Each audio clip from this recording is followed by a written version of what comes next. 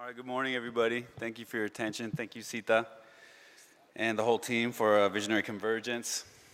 Try to cram my thing into the 20 minutes, which I always want to say too much, but 25, I have 25, well, that should be no problem. So this is my talk, Role of Spiritual Healing in Modern Healthcare. So yeah, you know, I trained here, family medicine at UCLA, and I used to work at Kaiser over there, and now I work a lot in Peru, in ayahuasca ceremony at our center. So, now this thing got crazy on me. Uh-oh. I pushed the middle button. There we go. Uh-oh. So, just real quick, you know, here we are in this church, and my brother and I are starting this organization. We're trying to kind of promote this kind of education. It's called Modern Spirit. And so in this whole question of, in the ayahuasca religion versus medicine, and how do we keep the integrity, etc., you know, one of the mantras we're trying to promote is this: spiritual practice is spiritual healing. Spiritual healing is spiritual practice. That's why you do it. You know, here we are in a church, Christian church. You know, I grew up in a Catholic Colombian family, very open-minded spirituality. And yes, you know, I'm sure there was a lot of oppression of indigenous beliefs coming out of, you know, maybe even this church. But it's also a place where people come for spiritual practice. You know, and a lot of people are very honest and legitimate about doing that spiritual practice, you know, in a church like this and beyond. So what role does that play in healthcare? And in fact, spiritual practice is for spiritual health. You know, that's why it's always been around. Oh, no. There we go. So here's just an example of maybe a more universal religious perspective from, I'm not up on my Tibetan, but Milarepa. My religion is to live and die without regret. Okay, so that plays into what I want to speak about. So being a doctor that also is trained in, you know, ayahuasca shamanism and works as an apprentice shaman down at our center and is into ceremony, and who's somebody who's seen a lot of ceremony and seen a lot of people come through the program, you know, my big question that I'm always talking about and trying to build this paradigm on the YouTubes and stuff like that is trying to bridge shamanic healing and the medical model. You know, that's always my interest. So here's kind of some big points that I'm going to touch on. You know, mind and body are paired in the medical model. People are comfortable talking about mind-body. You know, at all the top universities where they're doing research in medicine, they're talking about mind-body. There's this other tradition, you know, from a lot of the other, whether it's Ayurveda or some of the other medical philosophies, you know, the emotional body, this emotional body is paired with the energy body. You know, that's kind of like the more spiritual perspective. So mind, body, and then emotion to the energy body, so to the astral or to the mystical, some connection to the spiritual. So then I'm saying healing the emotional body is crucial to integration of mind and body and access to mystical consciousness. Okay, similarly, mystical consciousness can facilitate energetic healing of the emotional body, further integration of the mind and body. So this idea that the emotional body is part of the portal and the interface to this energy realm, this mystical realm. And perhaps this is part of how we can form a paradigm to bring the medical model on board with shamanic healing. So this is our center, you know, New Era Centro Espiritual. So, you know, we've been running for 5 years now, so that's the experience that I have as a doctor, observing and being involved and training with the Shipibos and being involved in all this ceremonial ayahuasca healing. Meanwhile, you know, like as people have been bringing up, there's all this psychedelic research renaissance that's showing this potential for treatment for these things that we see a lot of success with at our center. Just to throw out a few examples: anxiety, depression, you know, PTSD, addiction, psychosomatic illness, like I say, mind-body illness, as we would talk about it in the medical model. You know, this is a big focus of psychedelic research, and this is kind of what we see a lot of people coming to Peru for. These are the areas that are responding, you could say. So I would say people are coming down, and so every time they come down, we do like an intentions with Ricardo. Ricardo Amaringo is the Shipibo master of our center, and he's my teacher in ayahuasca shamanism, so thanks to Ricardo very much. So people come and they ask, okay, usually a lot of people come and they say, what's your intention? What do you want to accomplish in this time while you're here? And they say, let me get my little clock here. They say, oh, we want to, you know, I want to find my true meaning, my purpose in life and my path, you know, help me to find that. You know, the Shipibos almost always like roll their eyes, you know, here we go again. Forget, don't write that down. They're like, don't write that down. And it's because they say, and the model there is like, no, they need to clean, they need to clear. Once you clean and heal, then your system, integrated system, that becomes self-evident, okay? Your purpose, your place, where you are in the universe. So then this cleaning process, for the most part, they go through a spiritual healing process that ultimately involves what we might describe as a profound emotional healing. Almost always, yes, there's a visceral, there's a lot of vomiting and stuff like that and shaking and whatever, but in their minds and in their hearts, a lot of them end up processing a lot of their emotional relationships from the course of their life and from the past, et cetera, et cetera. And that becomes what ultimately influences their overall health. So I say, in this context, profound emotional healing occurs through spiritual processes. These are the processes that they end up talking about, these spiritual processes, mystical processes. Reconciliation, reconciling the story of your life. Self-love, learning how to love yourself. Forgiveness, compassion, understanding, gratitude. So these are mystical phenomena. These have been talked about by all the spiritual traditions regularly as a big part of spiritual healing. This is what ayahuasca is guiding a lot of people through at our center, in fact. And so now these fields, these processes are being more appreciated in psychology. There's gratitude research, there's compassion research at Stanford. But perhaps these kind of things have been underappreciated by the modern healthcare system and modern society. So we should consider a paradigm in which we can appreciate the role of mystical and spiritual processes such as these in emotional healing and integrated medicine. So here's Nelson Mandela. So forgiveness and self-love, for example, may be initiated in the mind, but they're not real until they're heartfelt. So this occurs beyond the mind, in the emotional body where the heart reigns. That's when somebody really forgives somebody, when they feel it in their heart, and they're going to have a feeling of it. They're going to experience it in their soul, so to speak, not just because they would like to do it. So for the sake of honesty, our medical model of spiritual healing, of, for example, addiction or depression, where somebody might be going through these processes of healing their past and their emotional body, must include mystical access. So we need to have a mystical access in this paradigm to spiritual processes, and we also need to talk about an emotional body. There should be an emotional body. So the emotional body, once again, helps us to access mystical consciousness through our heart and feelings. Here's an example of like the energy body. We're saying the emotional body is connected to the energy body. Here's Alex Gray. Similarly, mystical healing techniques like singing Icaros to somebody in the ceremony, okay, when I'm trying to shift their emotional energy body and shift around the stories in their life, that kind of mystical access is accessing the energetic and then subsequently the emotional body, and that's what ends up promoting healing there and in the mind and body. So mystical access, just a brief definition, here's Luis Tamani's art, open-minded, open-hearted access to that which is beyond our understanding. Okay, I'm calling mystical is that which is beyond our understanding. So now we can get, Kathleen Harrison was talking about these studies, Johns Hopkins, like, oh, people should take a look at Johns Hopkins study. She mentioned it last night. So here's some of the research. They're trying to investigate the mystical experience, in the medical model at Johns Hopkins. It's a pretty strong part of the medical institution.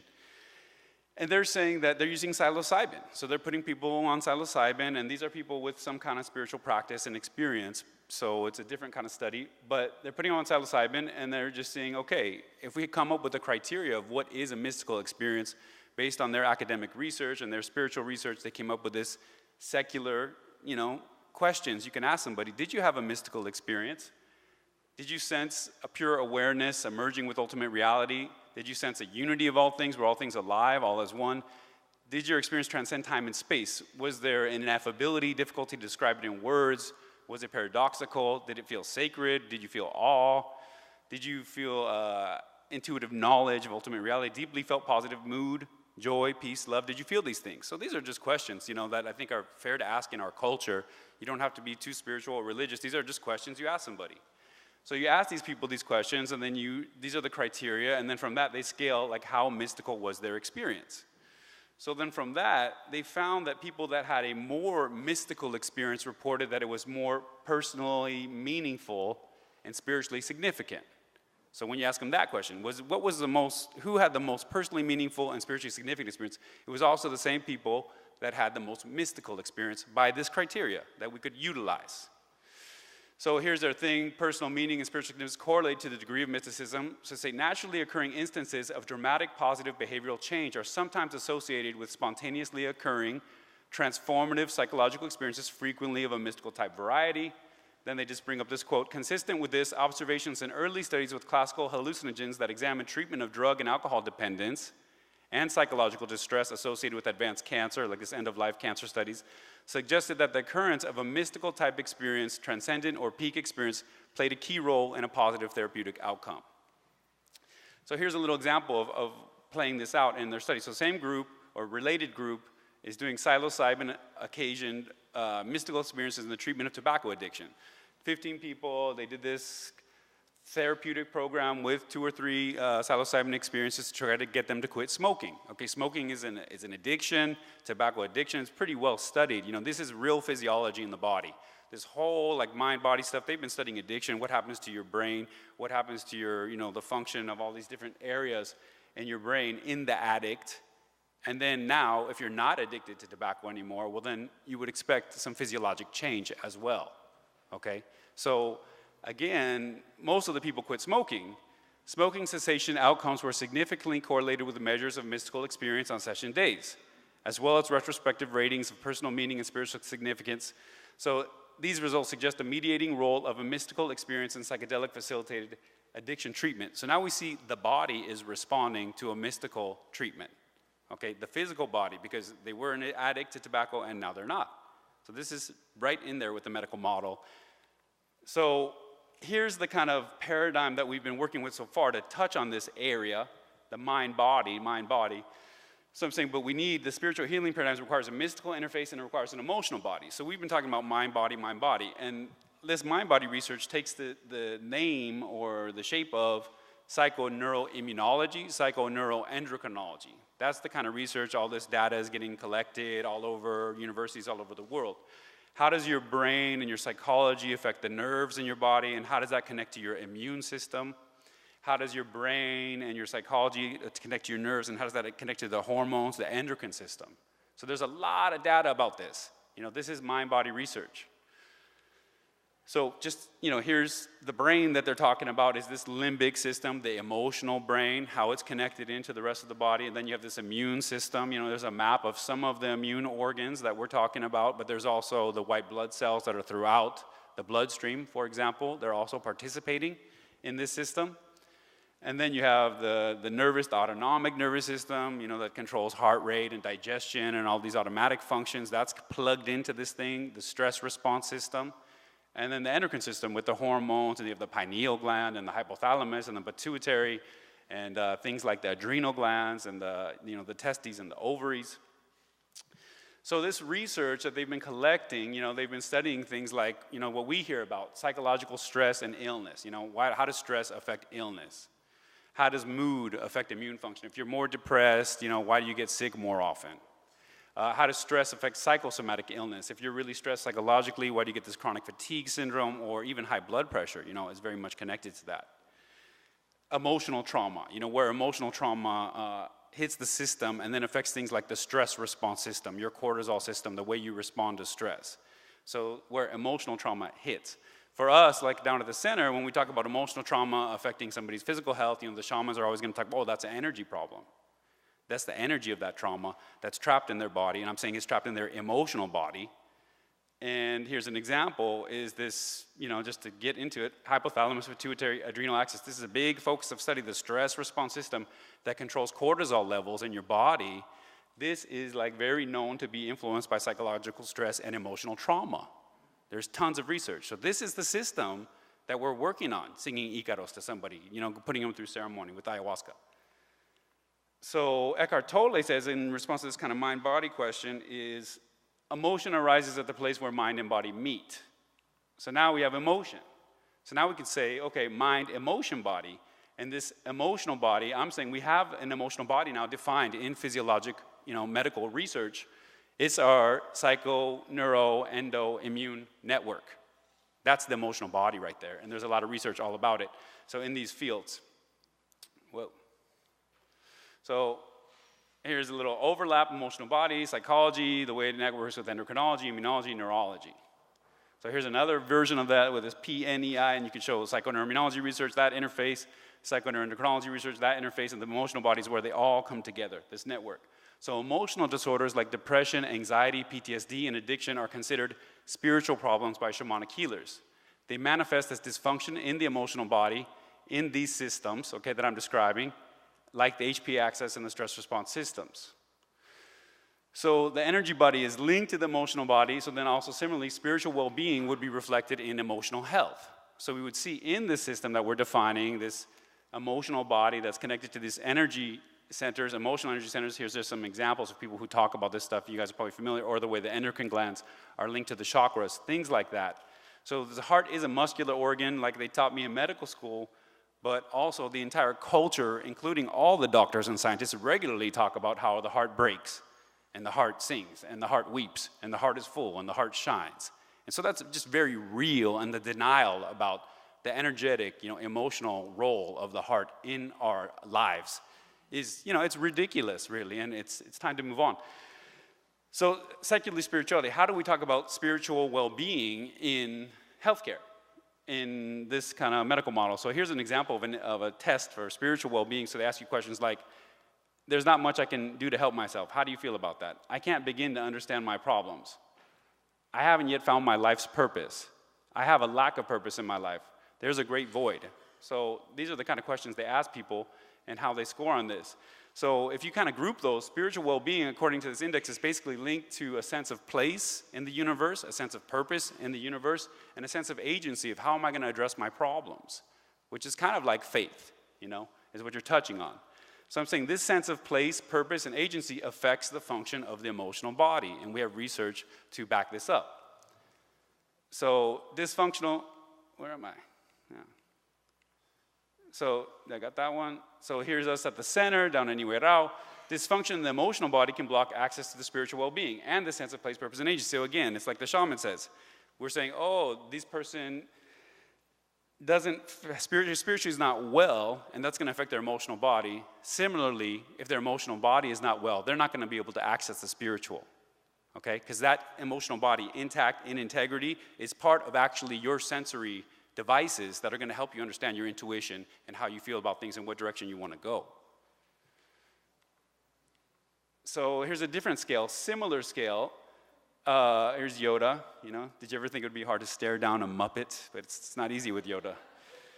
Personal mastery scale, similar, same kind of questions. I have little control over the things that happen to me. What happens to me in the future mostly depends on something else. I can do just about anything I really set my mind to do. Often I feel helpless in dealing with the problems of life. So how people score on this personal mastery scale has been looked at in research. So here's an example of research study related to UCSD. They're studying Alzheimer caregivers. So these Alzheimer caregivers are this big topic of like stress research. They get burnt out, they're tired, they can't handle it anymore. But some of them do well. Some of them don't get burnt out caring for an Alzheimer loved one. They hang in there. So they do this big study and they show that depending on personal mastery, their answer to those questions, this index of spiritual well-being, also shows that they respond to stress better. They have an easier time coping with stress. You can just assess that, talking to them, all that stuff. But furthermore, their emotional body, okay, parts of their physiology function differently. So they're talking about the white blood cells, these beta-2 white blood cells, how they respond to adrenaline, okay, this fight or flight hormone, and it's also a neurotransmitter. It's also part of this emotional body I'm talking about. It's one of the things, adrenaline, adrenaline junkies working out their emotions. So the receptors that receive adrenaline, okay, which is also epinephrine, in our body, the way those behave is going to be different in somebody that has a different kind of personal mastery. So we see this connection between the mystical belief system and the way their emotional body functions at the physiology, at the biochemical level. So increased mastery is associated with increased receptor sensitivity of these receptors to adrenaline and may therefore serve as a resource factor for improved health in this population. So this is just an example, a simple example of where the mystical is directly connecting to the body, to this emotional body. 5 minutes. Here's this whole thing playing out. Just so you know, there's all this research to describe this stuff. So you have this, adrenaline down at the bottom, going to the T cells and to those white blood cells. So personal mastery, spiritual well-being is correlated to responsiveness of the emotional body as defined by the psychoneuroimmunologic network. personal mastery is related to a sense of place, purpose, and agency in the universe. So now we have the beginnings of a new paradigm where we have this mind, emotion, body, where the heart is central to this whole thing, and the spirit or the mystical, basically that which is beyond our mind, beyond our comprehension, beyond our experiments, but is still there, you know, it still influences things. For example, the way spiritual well-being influences things. So embodied consciousness exists within this larger mystery. Access to the larger mystery allows for a sense of place, purpose, and agency which is felt before it is understood.